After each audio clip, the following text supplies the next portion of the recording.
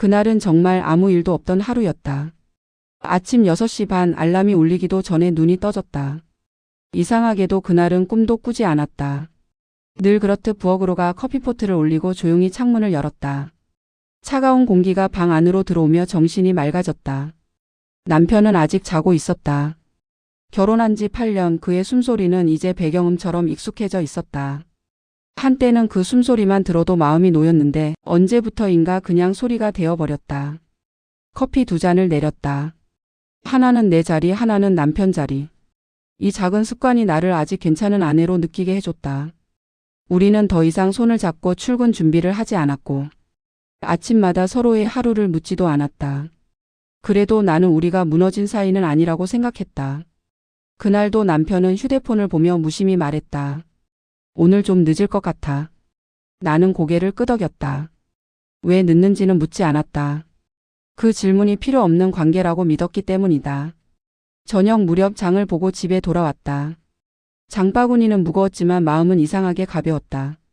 오늘도 무사히 하루를 보냈다는 안도감 때문이었을까? 부엌에서 칼질을 하며 생각했다. 그래도 이 사람은 집에 들어오겠지. 그게 내 기준에서의 안정이었다. 식사를 마치고 설거지를 끝냈을 때 남편은 소파에 앉아 리모컨을 만지작거리고 있었다. TV는 켜져 있었지만 아무도 보고 있지 않았다. 그때 남편이 내 노트북을 가리켰다. 이거 당신 노트북 좀 써도 돼? 그 말이 왜 그렇게 크게 들렸는지 모르겠다. 아주 평범한 말인데 마치 조용한 방에 유리잔을 떨어뜨린 것처럼 내 안에서 뭔가 깨지는 소리가 났다. 나는 잠깐 멈췄다.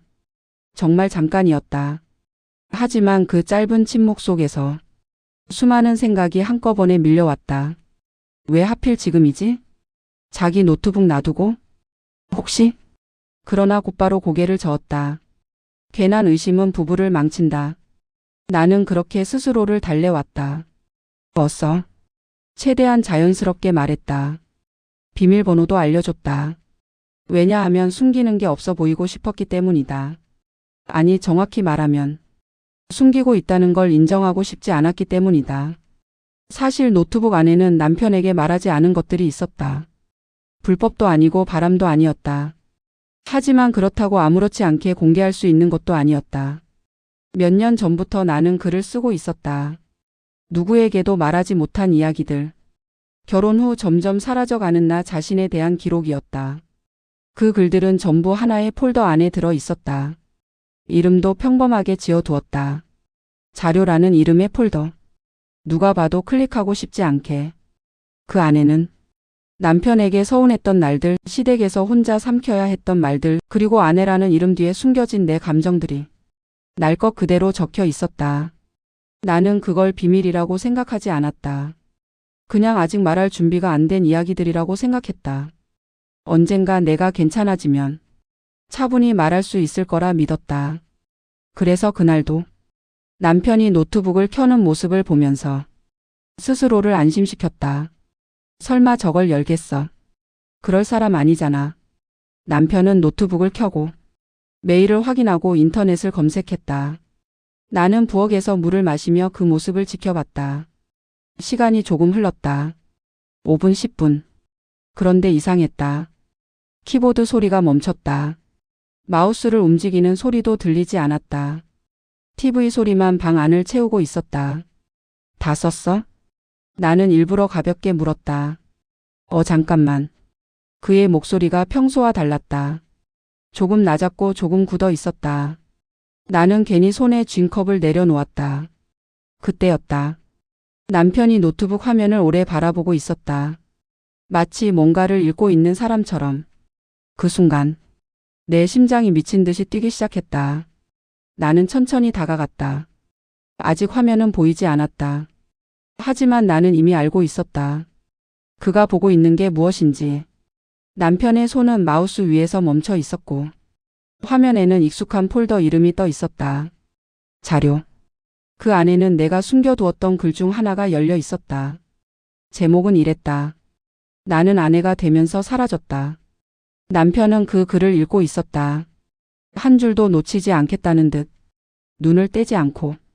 그 순간 나는 깨달았다. 이제는 아무것도 되돌릴 수 없다는 걸. 그리고 이 비밀 폴더를 연 순간이 우리 결혼의 끝이 아니라 내 인생이 무너지는 시작이라는 걸. 남편은 화면에서 눈을 떼지 않았다. 내가 바로 옆에 서 있다는 것도 모른 채, 아니 알고 있으면서도 일부러 모른 척하는 것처럼 그는 한 줄 한 줄을 천천히 내려 읽고 있었다. 나는 그 자리에 서서 숨을 쉬는 법조차 잊어버렸다. 심장이 너무 크게 뛰어서 혹시 이 소리가 남편에게 들릴까봐 손으로 가슴을 눌렀다. 그 글에는 이런 문장이 있었다. 나는 매일 같은 집에 살지만 아무도 내 이야기를 묻지 않는다. 남편의 눈이 그 문장에서 멈췄다. 그가 아주 미세하게 눈썹을 찌푸리는 걸 봤다. 그 표정 하나만으로도 나는 이미 벌거벗겨진 기분이 들었다. 이건 외도가 아니었다. 하지만 그보다 더 부끄럽고 더 무서웠다. 내 속마음이, 내가 꾹꾹 눌러 담아왔던 진짜 감정이 그 사람에게 읽히고 있다는 사실이 나를 숨막히게 만들었다. 한참이 지나서야 남편이 입을 열었다. 이게 뭐야? 목소리는 낮았지만 그 안에는 수많은 감정이 엉켜 있었다. 분노, 당황, 그리고 이해할 수 없다는 혼란. 나는 바로 대답하지 못했다. 무슨 말을 해야 할지 몰랐기 때문이다. 그리야 라고 말하기엔 그 안에 담긴 감정이 너무 컸고, 내 이야기야 라고 말하기엔 우리는 이미 너무 멀리 와 있었다. 당신이 쓴 거야? 고개를 끄덕였다. 그 작은 움직임 하나에 내가 지켜온 침묵의 시간이 전부 무너지는 것 같았다. 남편은 의자를 밀고 일어났다. 노트북을 소파 위에 그대로 둔 채 방 안을 몇 번이나 서성거렸다. 이런 생각을 하면서 왜 나한테는 아무 말도 안 했어? 그 질문이 가장 아팠다. 나는 말하고 싶었다. 정말 수없이 말하려고 했다고. 하지만 그때마다 당신은 피곤해, 나중에 예민한 거 아니야? 라고 말했잖아. 그 말들이 목구멍까지 올라왔지만 끝내 입 밖으로 나오지 않았다. 남편은 다시 노트북 앞에 앉았다. 이번에는 내가 말리기도 전에 다른 글을 열었다. 나는 오늘도 웃었다. 아무도 그 웃음이 연기라는 걸 모르겠지만 이게 언제 쓴 거야? 작년 겨울. 그럼 이건? 그는 또 다른 글을 열었다. 나는 아내라는 역할을 잘 해내고 있다. 그래서 아무도 내가 괜찮지 않다는 걸 모른다. 그는 더 이상 질문하지 않았다. 대신 계속 읽었다. 마치 지금 이 순간에라도 내가 어떤 사람이었는지 억지로 따라잡으려는 것처럼. 나는 그 모습을 보며 이상한 감정에 휩싸였다. 분명 들켜서는 안 될 비밀이었는데 한편으로는 이제라도 알아주나라는 마음이 고개를 들고 있었다. 그게 나를 더 비참하게 만들었다. 갑자기 남편이 노트북을 닫았다. 탁 하는 소리가 방 안에 크게 울렸다. 이걸 왜 이렇게까지 써? 그의 목소리가 높아졌다. 나를 가해자처럼 만들어 놓고. 그 말에 무언가 안에서 끊어지는 느낌이 들었다. 나는 나를 위해 쓴 거야. 처음으로 제대로 된 말을 했다. 그래서 이렇게까지 써야 했어? 당신 혼자 불행한 사람처럼? 그제야 깨달았다. 그는 내 감정을 읽고 있는 게 아니라 자신이 어떻게 보이는지를 보고 있다는 걸. 나는 그 순간 이 글들이 우리를 이해하게 만들 거라는 희망을 완전히 접었다. 그날 밤 우리는 같은 침대에 누웠지만 한 번도 서로를 보지 않았다. 남편은 등을 돌린 채 한참 동안 잠들지 못했고, 나는 천장을 보며 내가 왜 이 사람과 결혼했는지를 처음부터 다시 떠올렸다. 이 사람은 내 비밀을 알아버린 남편이 아니라 내 마음을 끝내 이해하지 못한 타인이 되어 있었다. 그리고 나는 깨달았다. 비밀 폴더가 문제였던 게 아니었다. 문제는 내 이야기를 들어줄 준비가 그에게 처음부터 없었다는 사실이었다. 그날 이후 우리 집의 공기는 완전히 달라졌다. 말을 하지 않아도 서로가 다치고 있다는 걸 알 수 있을 만큼. 그리고 이때까지만 해도 나는 몰랐다. 이 비밀 폴더가 아직 절반만 열린 상태라는 것을. 다음 날 아침 집은 이상할 만큼 조용했다. 알람이 울렸지만 누구도 먼저 일어나지 않았다. 평소 같으면 남편이 먼저 씻고 나오며 안 일어나? 하고 말했을 텐데. 그날은 그런 소리조차 없었다. 나는 눈을 뜬 채로 한참을 누워 있었다. 옆에 누운 남편의 등을 보며 어제의 장면들이 반복 재생처럼 떠올랐다. 그가 글을 읽던 눈빛, 노트북을 닫으며 내뱉던 말, 그리고 마지막까지 남아있던 그 어색한 침묵. 아침밥은 차리지 않았다. 그게 일종의 작은 저항처럼 느껴졌다. 늘 그래왔듯 아무 일 없는 척 밥을 차리면 이 모든 게 없던 일이 될 것 같아서. 남편은 결국 말없이 출근했다. 다녀올게라는 말도 없이. 문이 닫히는 소리가 이상하게도 너무 크게 들렸다. 그제야 나는 혼자 중얼거렸다. 왜 말 안 했는지 정말 몰라서 묻는 걸까? 결혼 초를 떠올렸다. 그때도 나는 이미 몇 번이나 신호를 보냈었다. 신혼 초 어느 날 퇴근 후 지친 얼굴로 돌아온 남편에게 조심스럽게 말했다. 나 오늘 회사에서 좀 힘들었어. 그는 잠깐 고개를 끄덕이며 말했다. 그래? 나도 오늘 피곤하다. 그게 대화의 끝이었다. 그날 이후 나는 깨달았다. 이 사람은 공감보다 정리를 원하는 사람이라는 걸. 시댁에 처음 인사 갔던 날도 그랬다. 시어머니는 웃으며 내 손을 잡았지만 그 소나기는 이상하게 힘이 들어가 있었다. 요즘 아가씨들은 참 예민하다면서? 그 말이 농담인지 시험인지 모를 때 남편은 옆에서 웃기만 했다. 나는 그때 처음으로 내 편은 없을 수도 있겠다는 생각을 했다. 그 작은 불안들이 시간이 지나며 쌓이고 쌓여 말하지 않는 습관이 되어버렸다. 비밀 폴더 속에는 시댁 이야기도 있었다. 남편은 그 부분을 아직 읽지 못했다. 아니, 정확히 말하면 읽을 준비가 안 되어 있었다. 명절마다 반복되던 풍경, 며느리라는 이유로 자연스럽게 부엌으로 향해야 했던 나. 우리 집은 원래 그래라는 말로 모든 상황이 정리되던 순간들. 한 번은 용기를 내서 말했다. 나도 좀 쉬고 싶어. 그때 남편은 이렇게 말했다. 엄마가 서운해하잖아. 조금만 참아. 그 조금은 해마다 길어졌고 결국 나는 참는 사람이 되어 있었다. 나는 그걸 글로 썼다. 울면서 썼고 쓰고 나서도 한참을 울었다. 그 글의 마지막 문장은 이랬다. 나는 며느리가 되면서 말이 없는 사람이 되었다. 그날 저녁 남편은 예상보다 일찍 들어왔다. 집에 들어오자마자 내 얼굴을 보지도 않고 말했다. 어제 다 못 본 게 있어. 나는 심장이 내려앉는 느낌을 받았다. 그는 이미 알고 있었다. 비밀 폴더가 하나가 아니라는 걸. 그 안에 나 말고 다른 사람 이야기도 있어? 그 질문에 나는 고개를 저었다.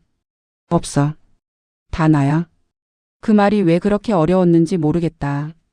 다 나야라는 말은 내가 그동안 얼마나 혼자였는지를 인정하는 말이었기 때문이다. 남편은 한참을 서 있다가 조용히 말했다. 그럼 이 결혼 생활이 당신한테는 다 불행이었던 거야? 그 질문은 너무 단순해서 오히려 잔인했다. 그날 밤 나는 처음으로 결심했다. 더 이상 글로만 말하지 않겠다고. 남편 앞에 앉아 숨을 크게 들이마셨다.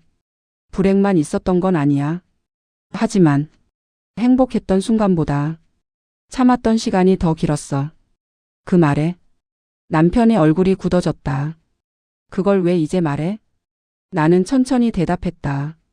지금까지는 당신이 들을 준비가 안 돼 보여서. 그 순간 남편은 아무 말도 하지 못했다. 그 침묵은 지금까지와는 다른 종류의 침묵이었다. 그리고 나는 알았다. 이제부터는 이 결혼을 지키기 위한 싸움이 아니라 나를 지키기 위한 선택이 시작된다는 것을. 하지만 그 선택이 이렇게까지 아플 줄은 아직 몰랐다. 그날 저녁 현관 비밀번호가 눌리는 소리가 들렸다. 나는 부엌에 있었고 그 소리는 너무 익숙해서 처음엔 남편이 돌아온 줄 알았다. 그런데 문이 열리자 들려온 발소리는 하나가 아니었다. 불은 켜져 있네. 그 목소리를 듣는 순간 등골이 서늘해졌다. 시어머니였다. 남편은 내 눈을 피한 채 자연스럽게 말했다. 엄마가 잠깐 들른대. 잠깐이라는 말이 왜 그렇게 거짓말처럼 들렸는지 모르겠다. 그 잠깐은 이미 많은 것들을 결정한 상태로 들어온 방문이라는 걸 나는 직감했다.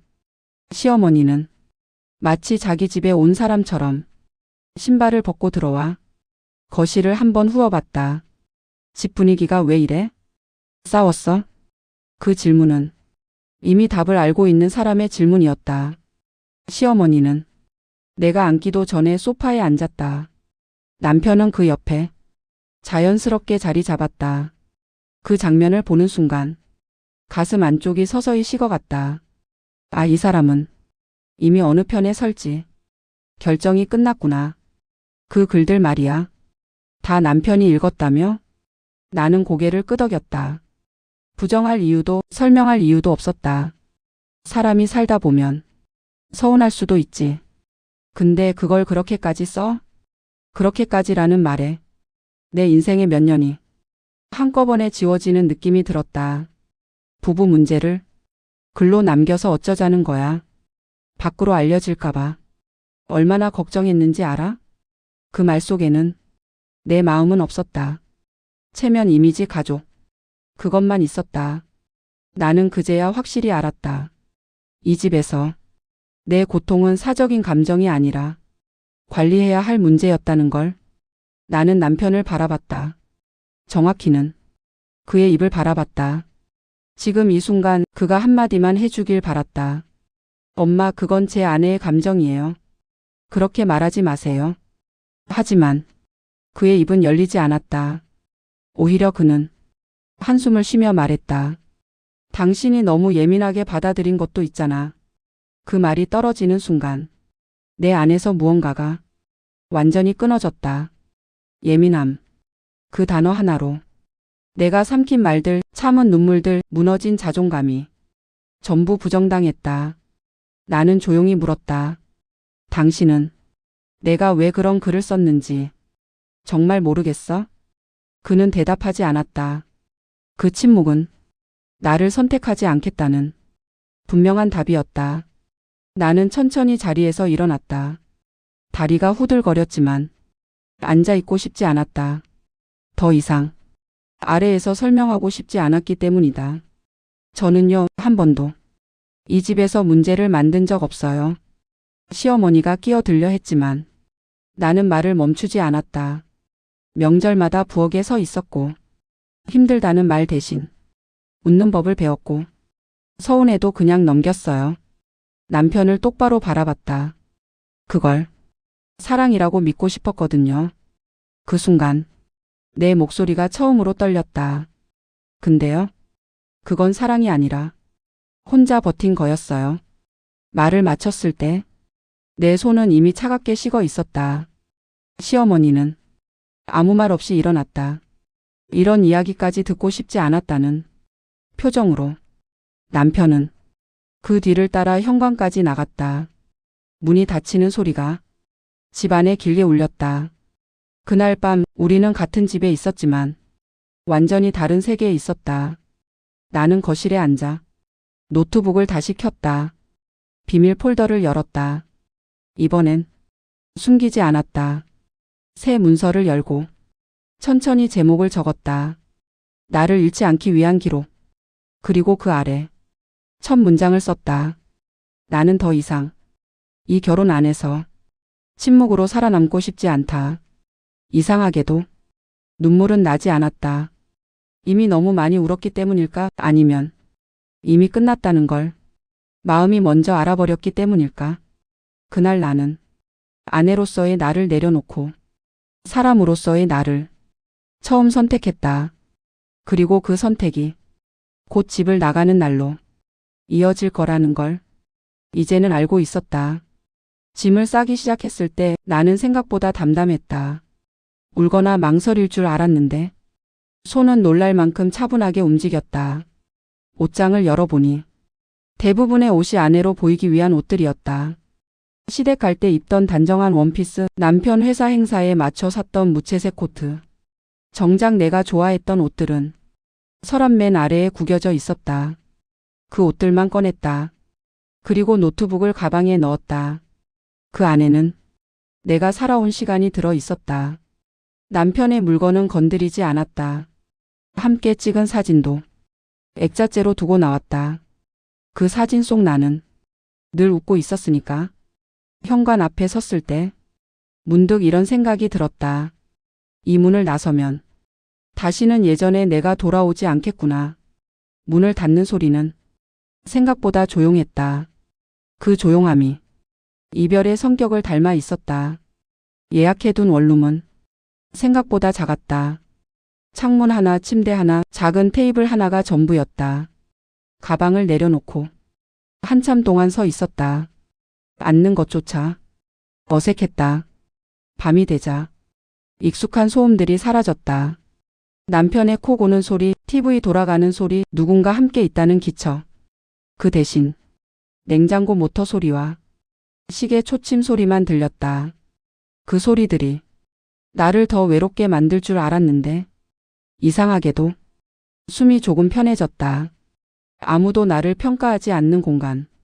그 사실이 처음으로 나를 쉬게 했다. 며칠 동안 시간 개념이 사라졌다.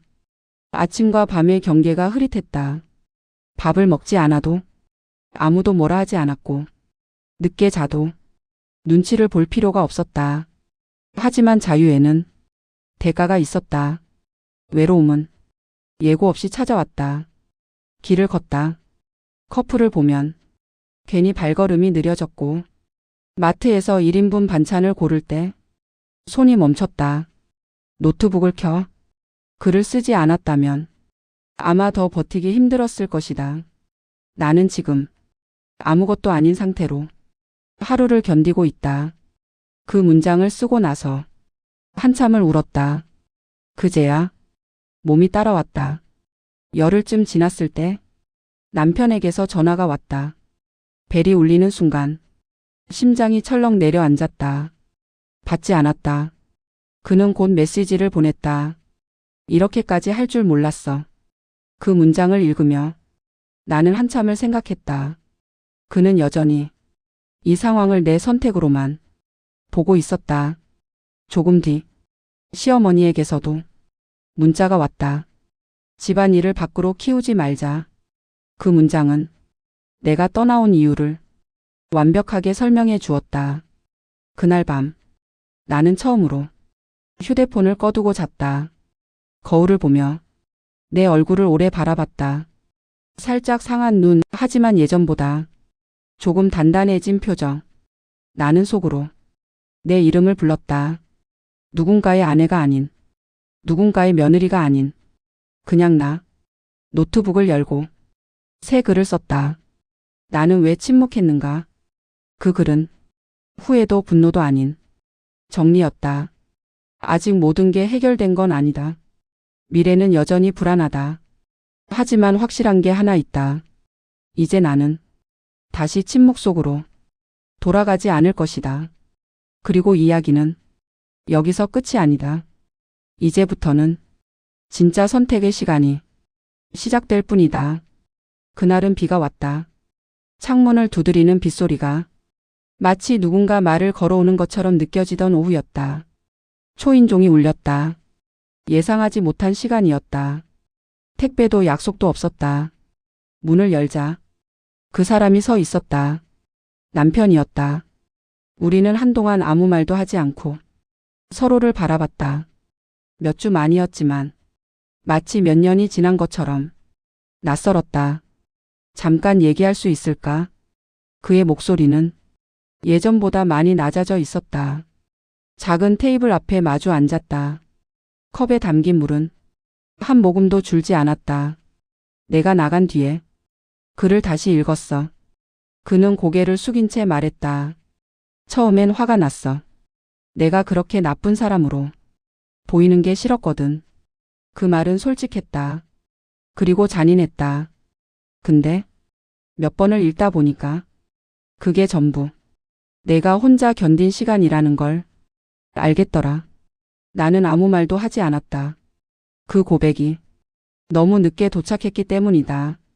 그는 잠시 침을 삼키고 이렇게 말했다. 나는 내가 말 안 하면 괜찮은 줄 알았어. 아니, 괜찮다고 믿고 싶었던 것 같아. 그의 말이 끝났을 때 방 안은 다시 조용해졌다. 나는 그를 바라보며 천천히 입을 열었다. 당신이 몰랐던 게 아니야. 알 기회가 있었는데 외면한 거야. 그 말은 비난이 아니었다. 정리였다. 나는 당신 옆에 있으면서도 계속 혼자였어. 그 외로움이 나를 글로 살게 했고 결국 여기까지 오게 한 거야. 남편은 아무 말도 하지 못했다. 그 침묵은 처음으로 진짜 후회처럼 보였다. 하지만 후회는 시간을 되돌리지 못한다. 다시 시작할 수 있을까? 그가 조심스럽게 물었다.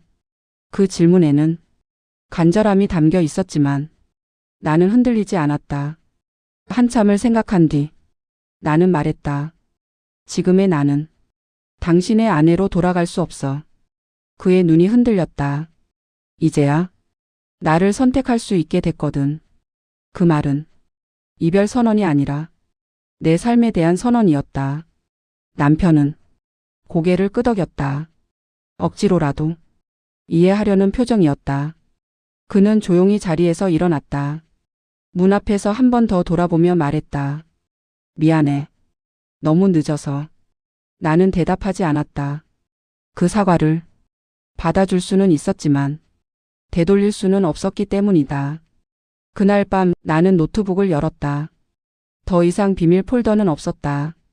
모든 글을 한 폴더로 옮기고 이름을 바꿨다. 나의 기록. 그리고 마지막 글을 썼다. 누군가는 내 침묵을 평화라고 불렀고 나는 그 평화 속에서 조용히 무너졌다. 이제 나는 말하는 사람이 되기로 했다. 글을 저장하고 노트북을 닫았다. 창밖에는 비가 그치고 있었다. 도시는 여전히 바쁘게 돌아가고 세상은 아무 일 없다는 듯 흘러가지만 나는 알고 있었다. 내 인생은 그 비밀 폴더를 열었던 그날이 아니라 그곳에서 나와 나를 선택한 날부터 다시 시작되었다는 것을. 그리고 이야기는 불행한 결혼의 기록이 아니라 한 사람이 자기 자신으로 돌아오는 이야기다.